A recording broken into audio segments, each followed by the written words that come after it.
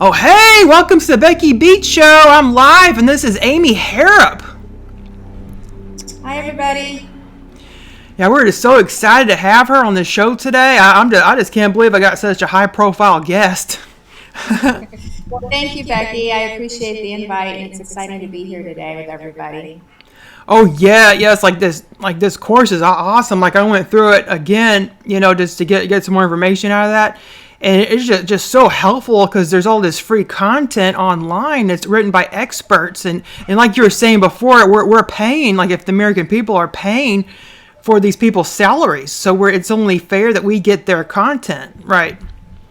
Very, very true. I mean, I think one of the things that's great about this Federal Green, and this is, Daniel Hall's course, and I'm helping him, just get the word out with it because I'm also a big fan of public domain as well. And one of the things is I think people have a lot of misnomers about public domain. They think it's like all just really old stuff, but that's not true. I mean, there's a very modern public domain that gets released and is available regularly.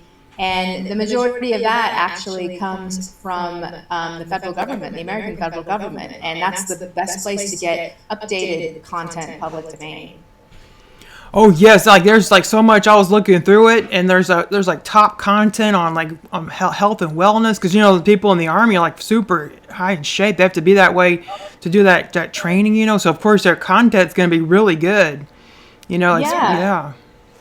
Exactly. And there's all different niches. I know, and that's really what's really great about it. So it's this content is current, it's up to date.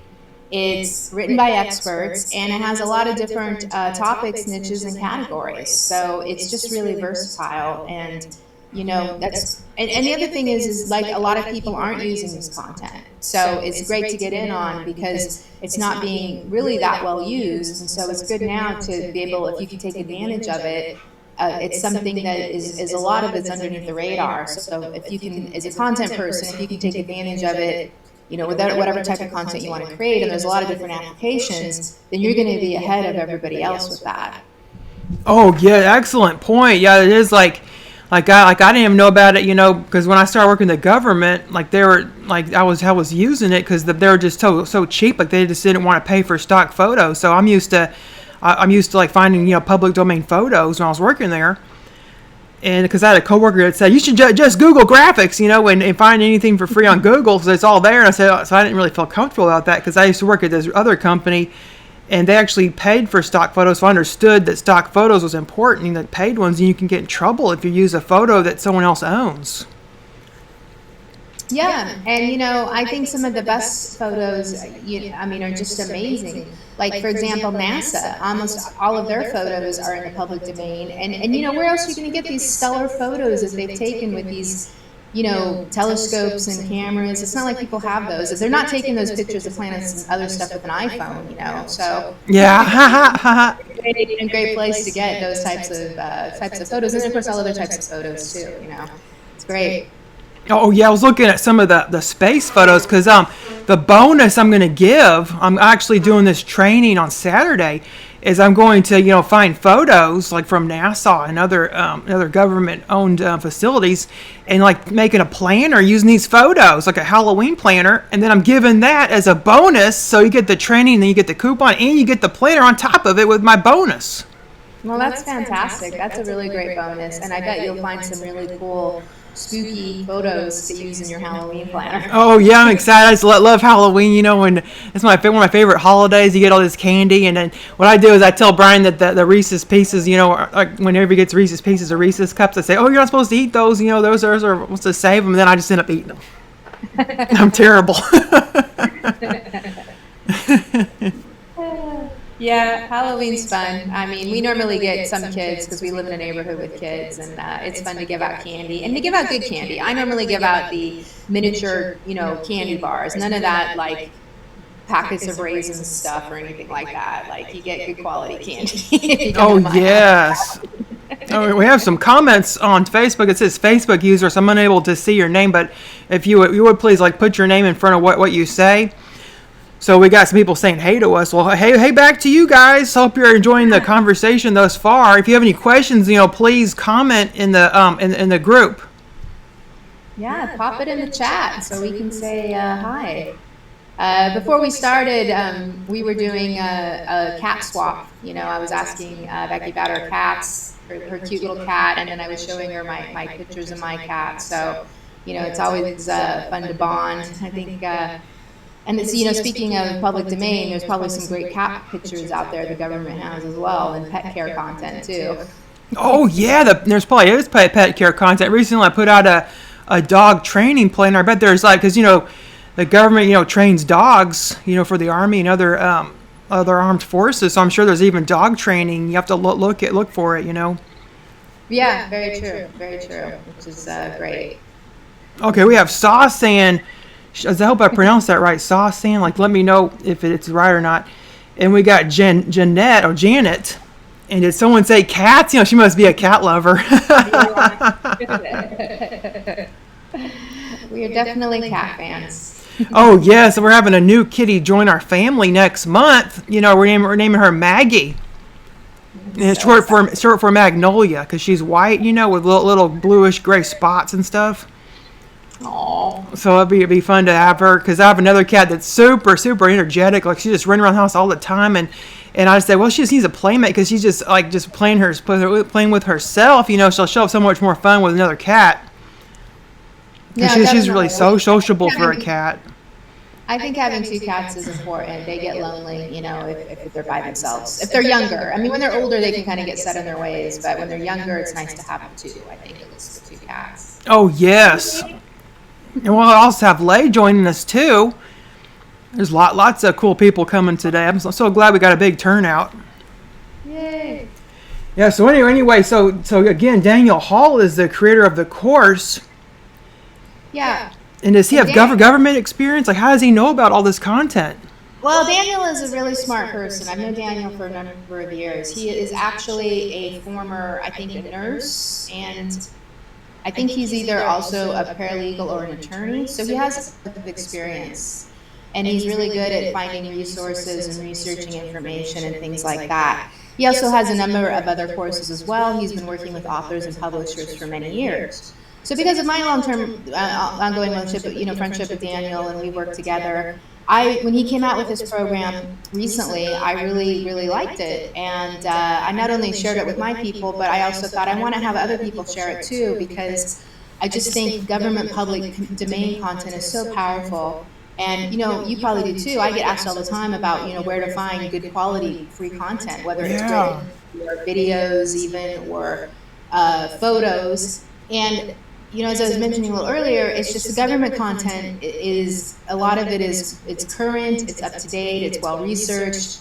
So it's just really a good place to go to and be able to use it without having to do any type of attribution or worry about, oh, can I use this for commercial use? You can use it, you can do whatever you want to yet with it, you don't have to not do anything, or certain things with it. So if you wanted to take it and change it up a bit, you could resell it to other people to sell, or you could just sell it to the end user. There's lots of great examples of people who are doing just that. But it is something that not a lot of people are really leveraging. And so what's great about Federal Green is it gives people who picked up this course the opportunity to really leverage with what I think is really an underserved resource and kind of a secret resource. So. Oh yeah, I like the secret, kind of like top secret, like you're a CIA agent. Like, oh, there's all this secret content. It's all for me. So that's like really great because I was looking through it and there's like so much good stuff. You can make it an ebook with it. To use as an opt-in. Get subscribers, and you can even sell it on Amazon KDP and publish a book with this content. And you could you do print on demand. There's with the T-shirts. There's all these graphics, like special ones from NASA. And you could put those on the T-shirts, and you could put them in planners and journals, and even you can even sell the stickers, like make all these space stickers from NASA, like all the images. And there's so many different things. Okay, we got some questions. Okay, is there any limits on how much public domain content can be downloaded? No, I don't think there's any limits. Is there, Amy? Do you know? No, it's just more the limits of your computer because. So true. How many terabytes do you have? And download it and find it. And that's actually one thing I think is great about this course is it helps you and shows you exactly where to get it. Because it's not like every single piece of government, federal, or public domain content is just located at one URL. It's actually scattered around. And so this course is helpful because it actually shows you where to go to get it and to be able to download it. Oh yeah, yes, and it's all video. So if you're like me and you're visual and you just want to sit back and just watch something instead of having to read all this text, then this is like a good course for you, because I'm more of like a visual person, so I like videos. Yeah, and you were mentioning a lot of different ways you can use public domain, and I know that on the sales page inside the course, Daniel gives a lots of great examples. You mentioned, being able to do print on demand, which I think is great. We were talking a lot about the fact that they have a lot of diet and health material, and somebody has put together a really great course on Udemy using some of the Army material on hand-to-hand combat. They Wow, actually did a really? video. Oh, that's Yeah. great. And and so because they put it together and did their video and did their own thing, it's like they basically now own that content, so they can take it and and sell it and resell it and things like that. So there's just so many great ways you can use it, because you're not really limited to using just one thing one way. Yeah. Now we have a question for you, because they said, not sure who this is, but they say we have your PD gold mine. Will this be a valuable asset, like maybe a complimentary course? Yes, I'm also, and that's another reason why I wanted to get the word out about this, is I'm also a big fan of public domain, and I also have a couple courses on public domain. One of them is PD Goldmine. I do think Federal Green is a great complement, because PD Goldmine is more of an overview of public domain in general, whereas Federal Green, oh, Mary's little cutie.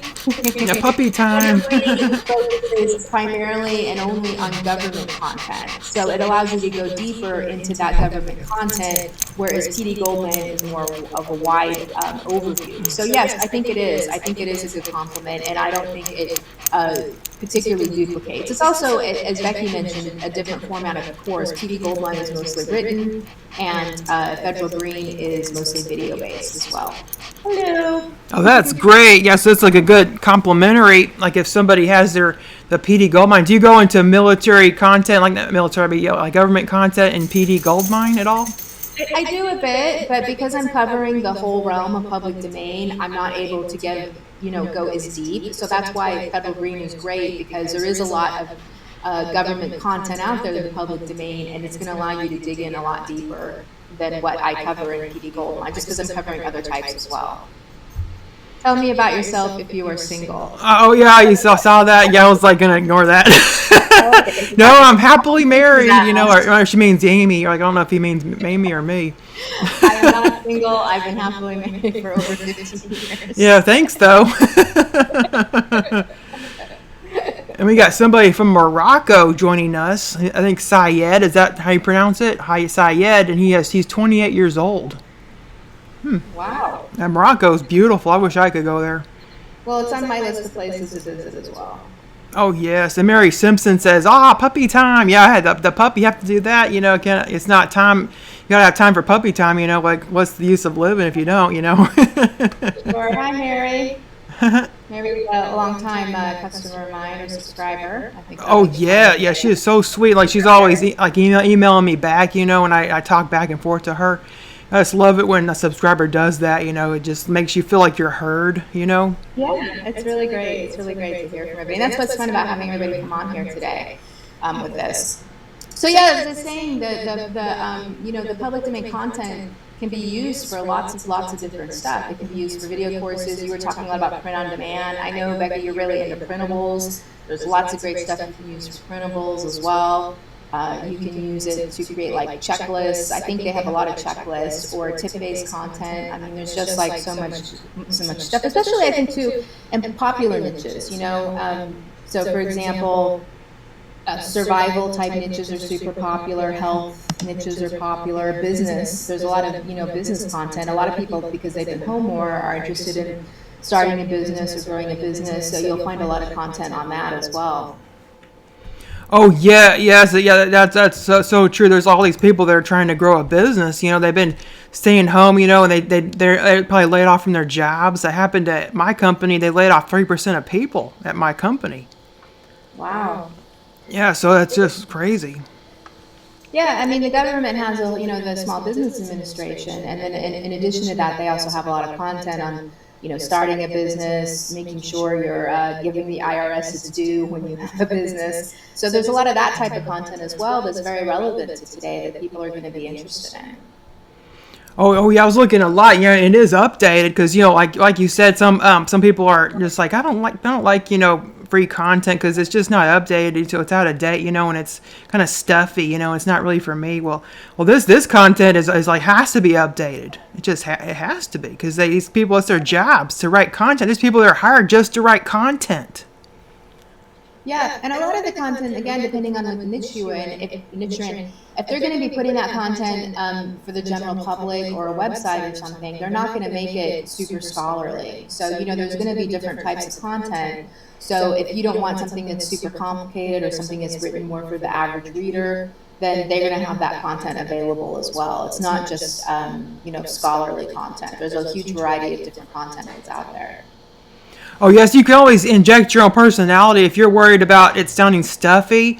Well, you can just like put some of your personality in there because I do that for I use PLR content to write my emails, and then also I sometimes for my blog outlines I have a blog bombbeach.com. I use it for my blog outlines, so you can do that. Then I just put in this is I put in my personality throughout the post or the email. Yeah, so don't really worry about that. You can always reuse it and rewrite it.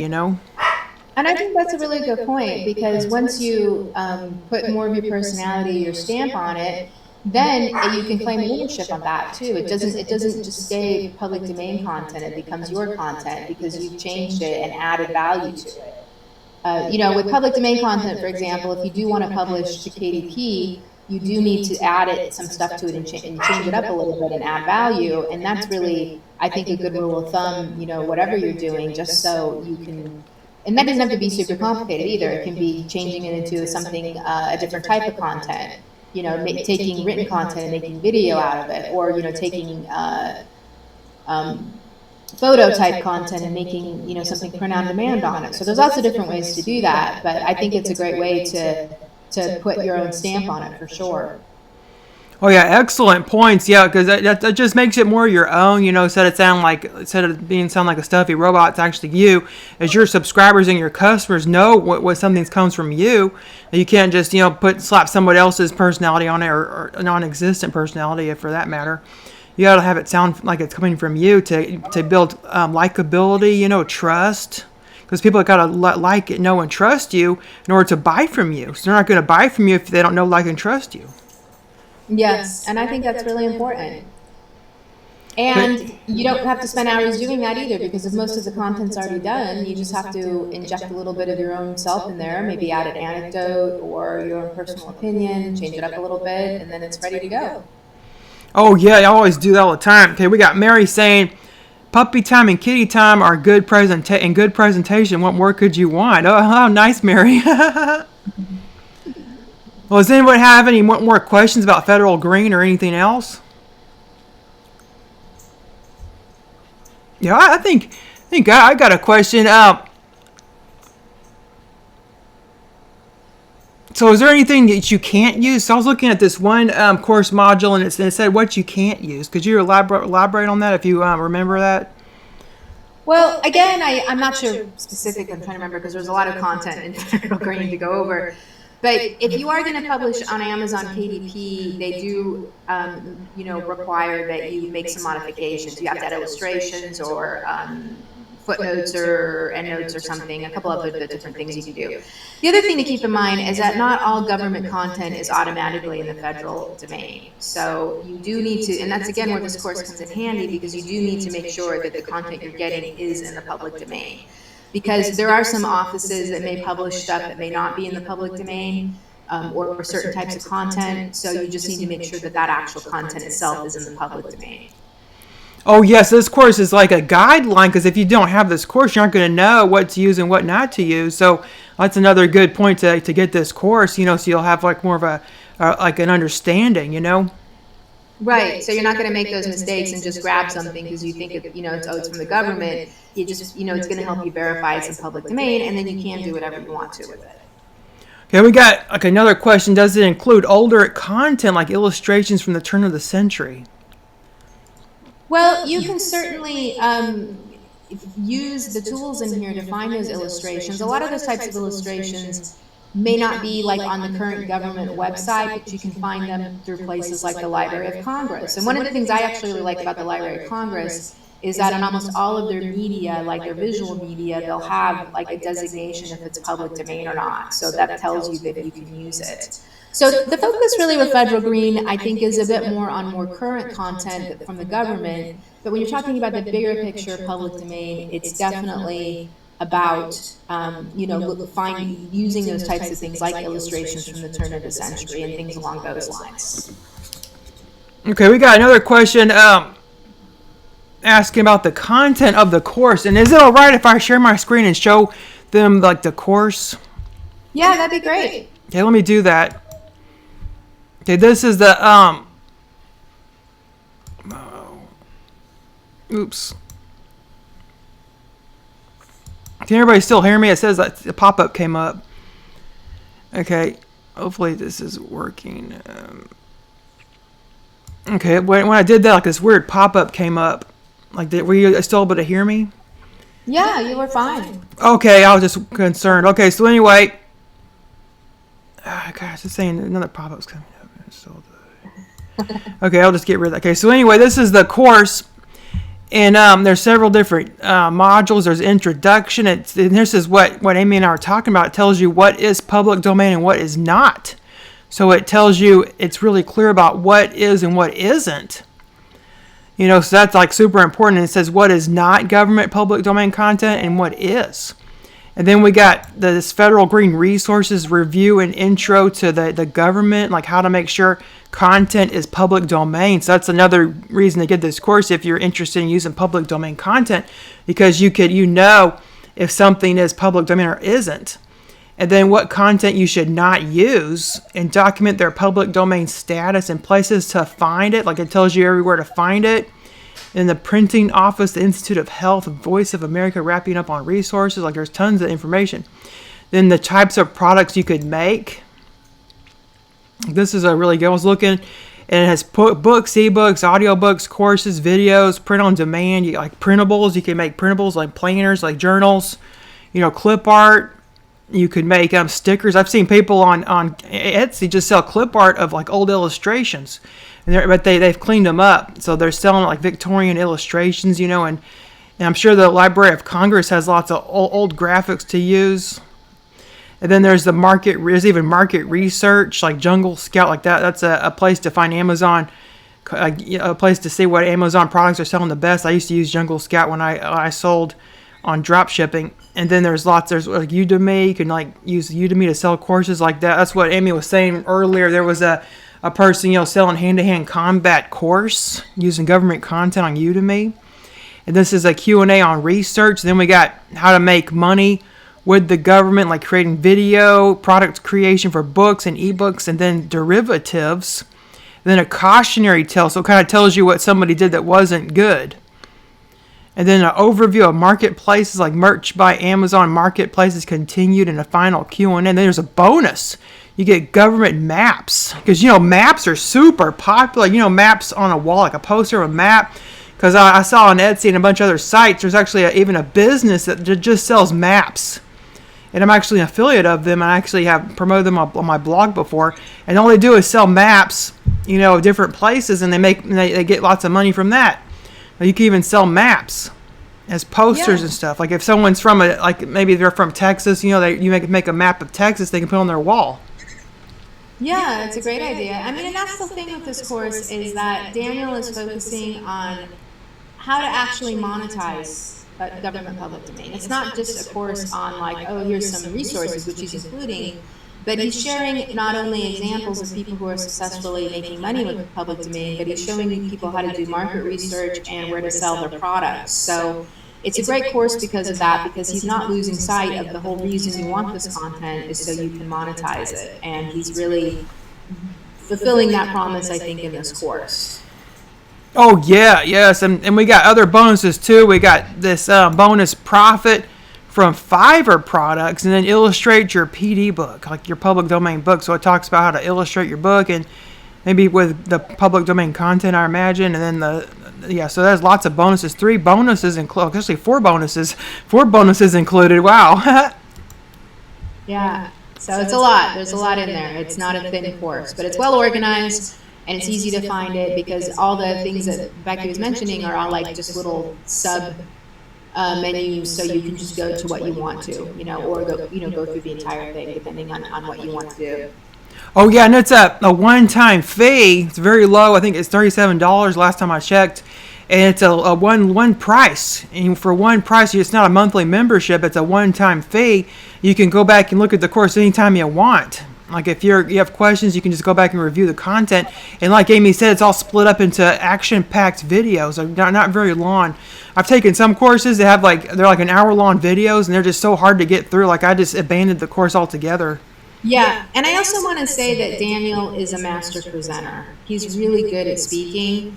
So he's not mumbling, he's not going off on a tangent, he's not somebody where he's hard to hear in the video, because that's a lot of my pet peeves with video is, I want a video that's easy to understand and that I can follow along with, and that he does deliver that. It's a good quality video training. He's a very good presenter, so he's delivering the information in a way that you can, make sense out of it and use it, which I think is great.